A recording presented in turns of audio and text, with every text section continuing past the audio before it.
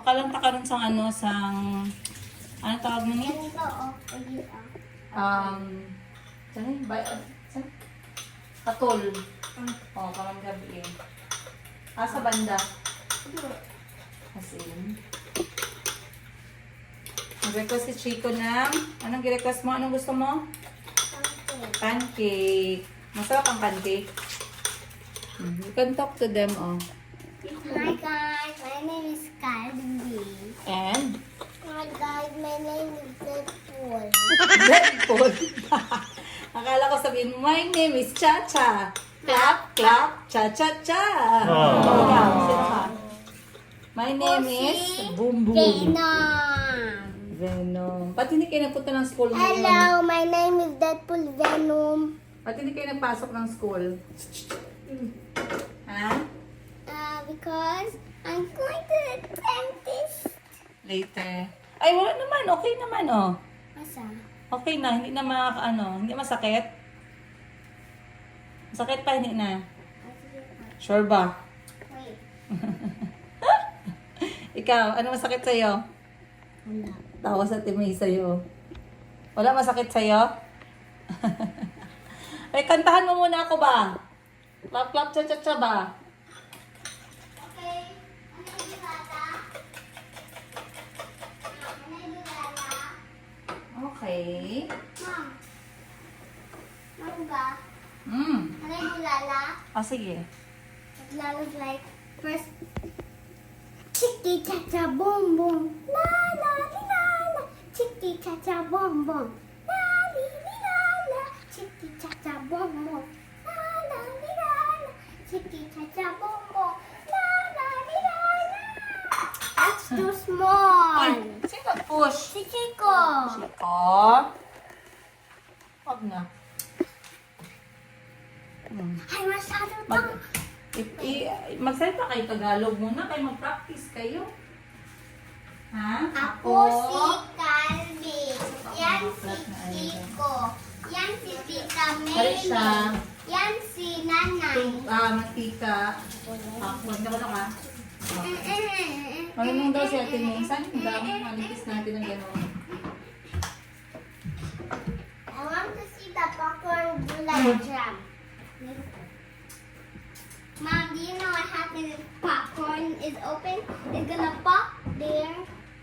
Then we're gonna eat it. Yeah, like. Alright. Hi guys. Time check natin. Mag-alas 4.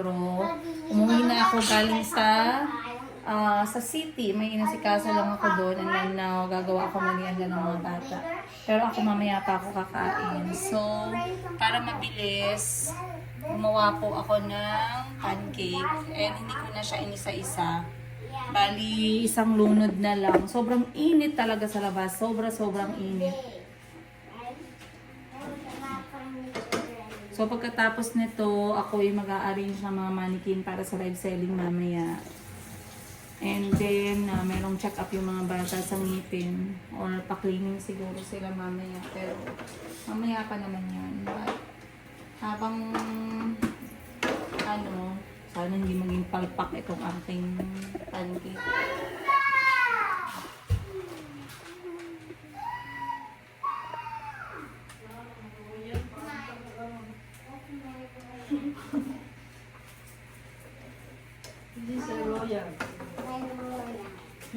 Antayin lang natin maluto. Si Calvin naman, ang request niya ay popcorn.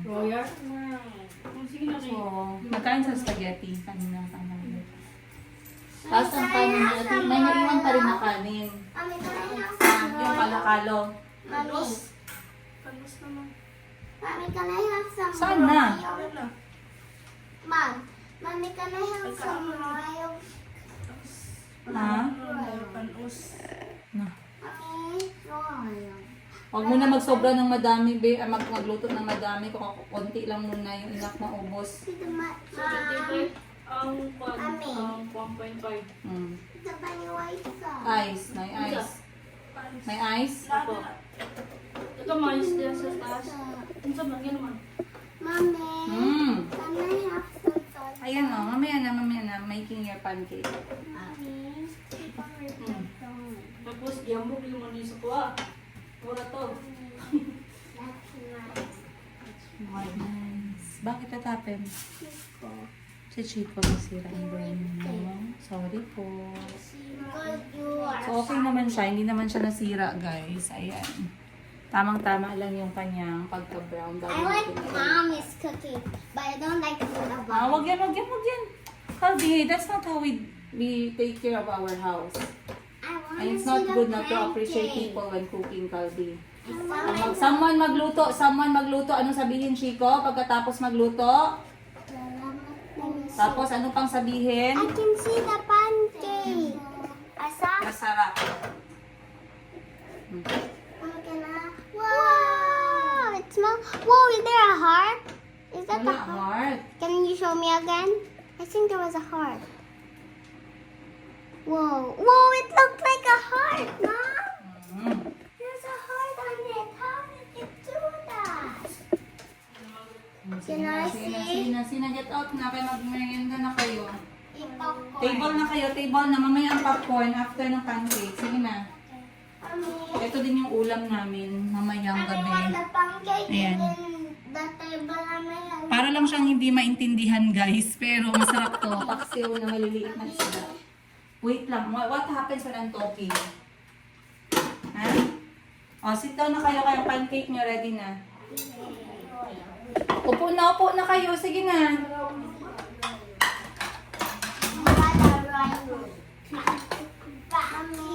Upo na kayo doon. Kaya magmerienda na. Bigyan sila ng ano. Royal meal. Ano man? When the pancakes in the table, Hmm. are you gonna put the royal there? Ayun na. 1 cup each lang. Yay! 1 cup each. Oh, can you get a cup for me? Oh, I'm pink. I'm pink. I got pink, so I'm pink.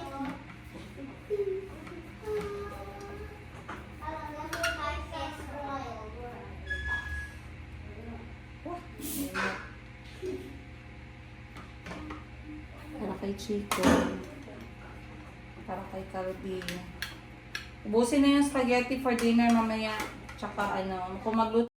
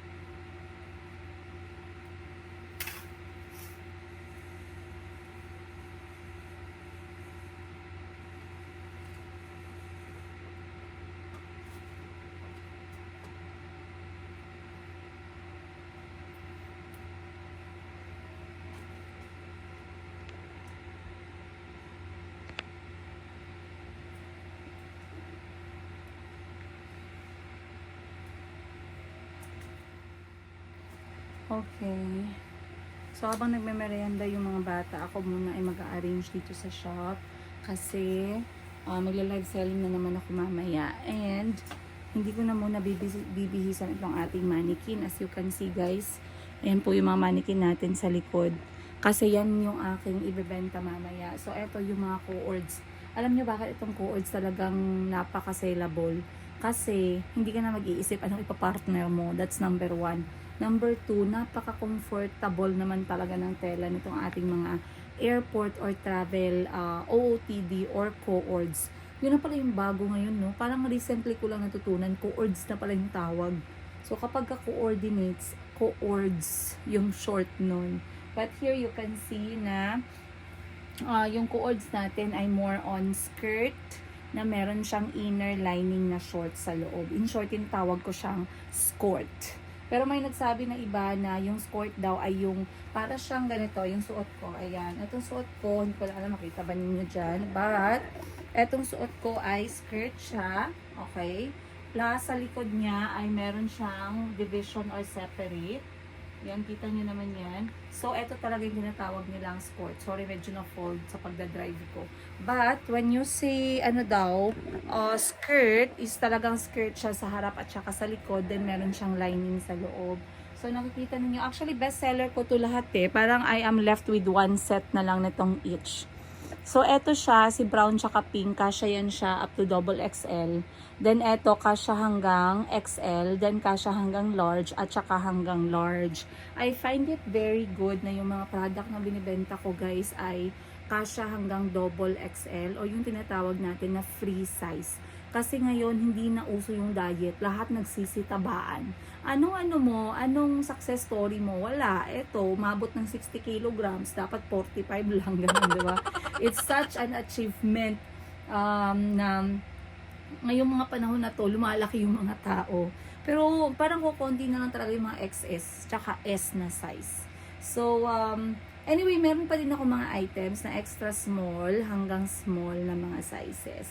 So, but still, I prefer dealing with free size natin na mga items. And then, when it comes naman sa ating, pakita ko lang sa inyo saglit guys, ha, wait. Habang kayo dyan ay busy. Ayan.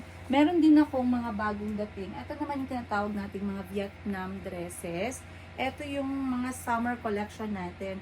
And ito siya, ito yung aming Vietnam dress na sleeveless, then self-tie ribbon naman siya sa shoulder strap niya. I personally prefer yung may strap sa may shoulder.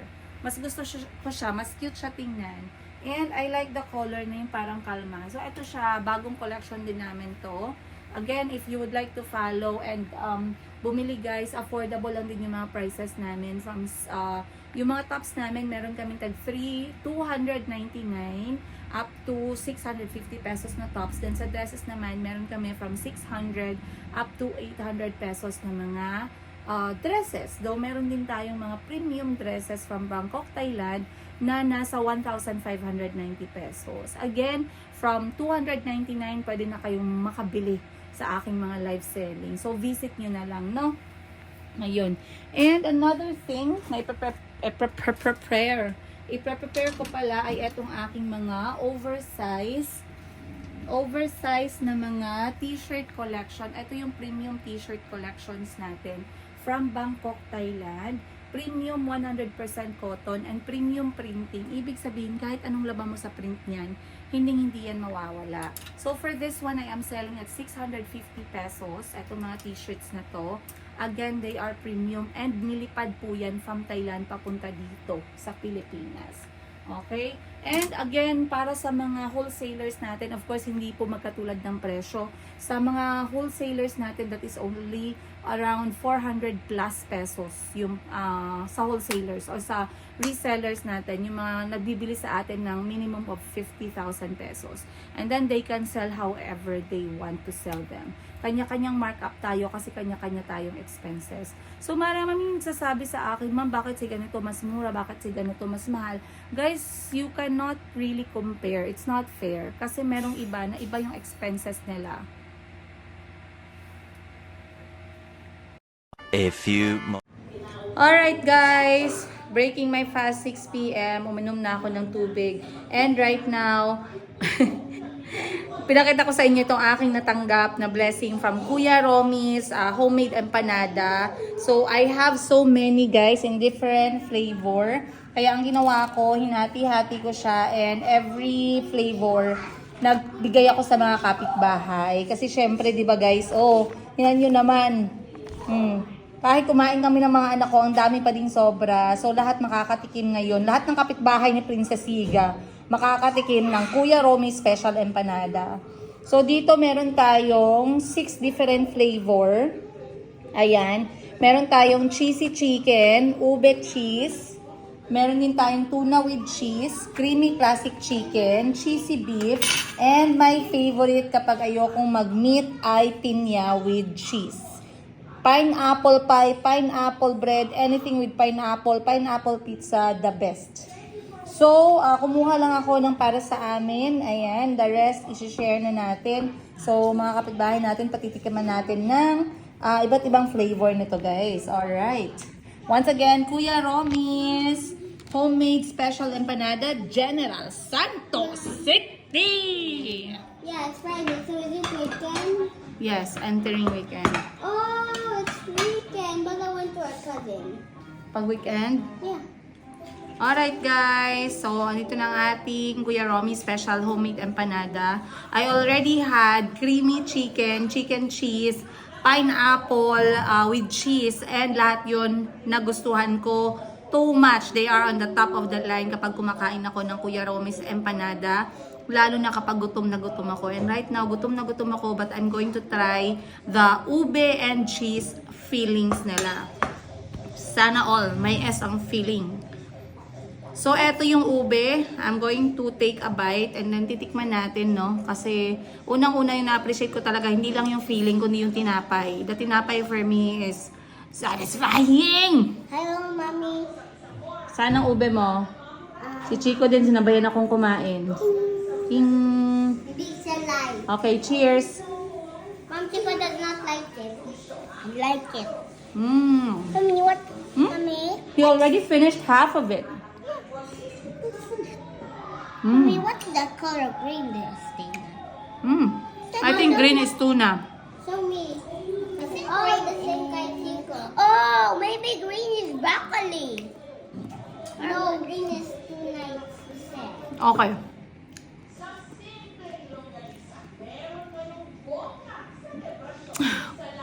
Mom, Guys, para akong kumain ng ice cream empanada. Mas masarap pa nga siya kaysa dun sa ice cream. Ayoko yung masyadong matamis. So, if I'm going to crave sa isang tinapay na merong palaman, ba't ako pupunta dun sa mga dati kong kinakain noon na mga, pwede naman yun, mga pandemonggo, mga pandikoko. Pero to have that, change. Eto, sobrang sarap. I'd go with Mang Romy's special homemade empanada, pinya and cheese, and etong ube. In fairness, real ube jam, you guys. wow. Meron kasi mga ube na, yung parang flavoring lang, pero eto hindi. Chico, masarap. Mommy, you have the same. Mom, what's the rate? Rate that bit. Rate this? No, you. I rate it? I love it. How many rate? 10 out of 10. Mommy, what's that name called? Masaya ako kasi may nakita akong bagong masarap na pastry dito sa General Santos Oh, City. pastry. Pastry.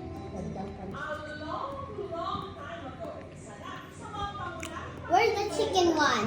Are you gonna try Again, the chicken one too? kung gusto niyo yung may meat sa loob, meron po silang chicken at beef. Gusto niyo naman isda, meron po silang tuna. Kung gusto niyo naman ng hindi meat or hindi tuna, meron silang pinya at meron silang ube. Guys, subukan nyo. Subukan nyo lang. Subukan nyo lang talaga. Kakain na ako ng dinner, guys. Ito na yung aking, inumpisuhan mo na yung aking pagkain. Let's go. Guys, maayong bungkag. Time check natin, 9:50 ng umaga. Araw ng Sabado. Akala ko doon kami matutulog kay Ma'am Sheena, kaso hindi na kami tumuloy dahil nga busy din pala sila Ma'am Sheena that side. Pero sana mapuntahan ko yung negosyo niya ngayon. Nagtayo kasi siya ng booth sa isang flea market. So hindi ko siya nasuportahan for how many days dahil sobrang busy ko din. Pero ngayon pupuntahan ko ang tindahan ng aking ate. And meron na akong gustong sagutin kasi kahapon nag-upload ako ng mga real videos regarding, okay lang ba to? Okay, wait lang guys ha. Nakapantulog pa kasi ang Pepol. May mga orders kasi kagabi na nagpahabol. So sabi ko ipapako muna bago kami umalis ng mga bata. Today, Saturday. So anyway, may nakita akong comment kasi nag-upload ako ng reels guys. Pakita ko sa inyo yung reels natin para malaman ninyo kung saan ako nanggaling ba sa mga comment ko na to. So, ito ang aking Facebook page kung saan ako nagbibenta. Ngayon nag-upload ako dito ng reels. Ito na reels. Ayan. Kasi minsan ginagawa ko, yan o, kita nyo. Doon nagbibenta.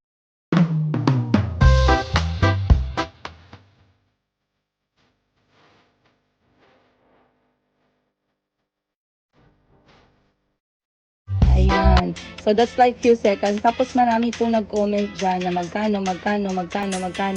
So, yan, nire-replyan po ng admin. Oh, may question pala dyan. Mamaya na lang sasagutin. Pag nakita ka ng ex mo, ganito, ganyan, no? So, anyway, ay naku, baka maano tayo doon, ma-copyright. So, ngayon, may nagtanong sa akin doon na nakapukaw ng aking pansin. Sabi niya sa akin ay, Madam, pa-share naman ako ng sikreto mo at parang talagang nagbawas ka ng timbang. Ang sagot ko sa inyo katulad din ng sagot ng iba. Okay? Control sa pagkain. Control sa pagkain. Kasi merong iba't ibang rason ng pagbawas ng timbang. May magandang rason, may pangit na rason.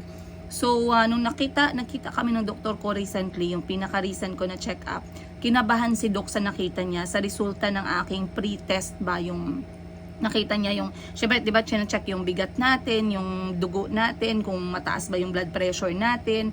Other than the blood test, check din yung weight natin. So, na-shock si Doc kasi nakita niya napakalaki na nabawas ng timbang ko in just a period of 3 months na hindi kami nagkita. Para sa kanya, malaki yun ha. For me, okay din. Malaki din naman kasi kapag masyadong mabilis yung pagbawas ng timbang, baka may malaking problema ka sa katawan.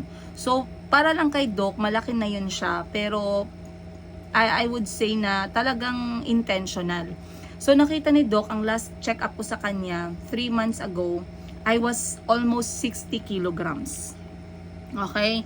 Ngayon, bumalik ako kay Doc, nakita niya sa resulta na I'm already down to 55 kilograms. Okay, 55 kg. Ibig sabihin, malapit 5 kilo yung nawala sa akin sa 3 buwan. At tama po kayo. Sa lahat na nakapansin na nagbawas ako ng timbang, totoo pong nagbawas ako ng timbang. Kinabahan si Doc kasi sabi niya, what happened? Sabi niya sa akin, is this intentional? Yun yung tanong ni Doc. Sabi ko sa kanya, yes Doc, it is, and it is still ongoing. It is intentional kasi I am getting scared, lalo na winawarningan mo na ako na the more na tumaba ako, the more na mas malapit ako sa high blood at diabetes.